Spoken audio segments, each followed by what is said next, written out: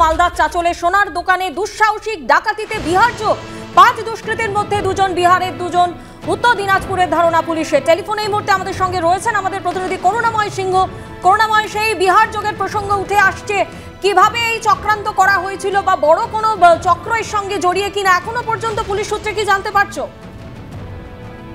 দেখো, প্রাথমিকভাবে পুলিশ যেটা মনে করছে সিসিটিভি ফুটেজ দেখে এবং পুলিশের সোর্স মারফত যে খবর, তাতে কিন্তু 2 জন দুষ্কৃতী তারা বিহারের বাসিন্দা এবং দুজন যারা উত্তর দিনাজপুরের বাসিন্দা বলে পুলিশ মনে করছে।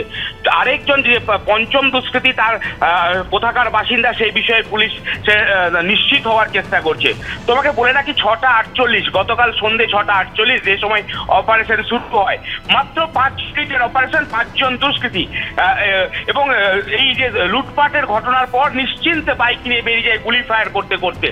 মালতীপুরেও 6 মাস আগে একই ধরনের ঘটনা ঘটেছিল, সেখানেও একইভাবে বাইকে করে এসে সোনার দোকানে লুটপাট চালানো হয়েছিল এবং ফিরে যাওয়ার পথে বোম্বিং করতে করতে দুষ্কৃতীরা পালিয়ে গেছিল।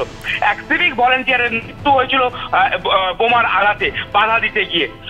সেক্ষেত্রেও বিহার যোগ ছিল এবং এখানেও পুলিশের অনুমান বিহার যোগ রয়েছে। 2 জন দুষ্কৃতী তারা বিহারের বাসিন্দা।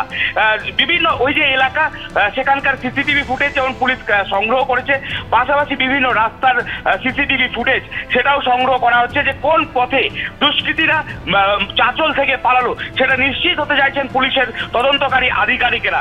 আরেকটা বিষয় তোমাকে বলে রাখি, সেটা হচ্ছে এই যে চাচল যেখানে ডাকাতির ঘটনা ঘটলো, সেখান থেকে বিহারের কাটিহার জেলার তোমার হচ্ছে সীমান্তবর্তী গ্রাম, সেই গ্রামে পৌঁছতে মাত্র 1 ঘন্টা সময় লাগে।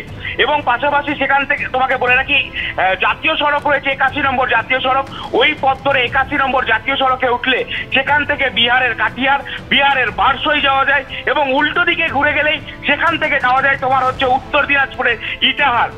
ফলে স্বাভাবিকভাবে পুলিশ মনে করছে এই যে 3টি জায়গা, এই 3টি জায়গার মধ্যে দুষ্কৃতীরা একটি জায়গায় পালিয়েছে। সেক্ষেত্রে সেই যে সীমান্তবর্তী এলাকাগুলো রয়েছে সেই এলাকাতেও সিসিটিভি রয়েছে কিনা সেই বিষয়টাও পুলিশ খতিয়ে দেখছে।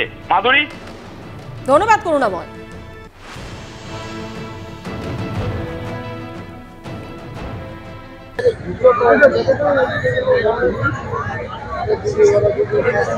এটা কি ভিতরে যারা বসে আছে ওই স্টাফ মালিক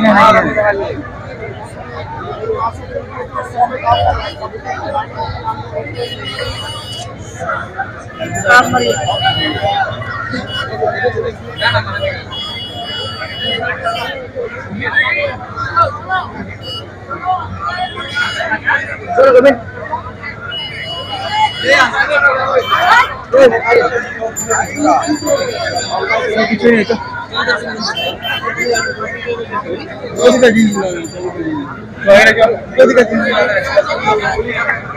মালিকটাকে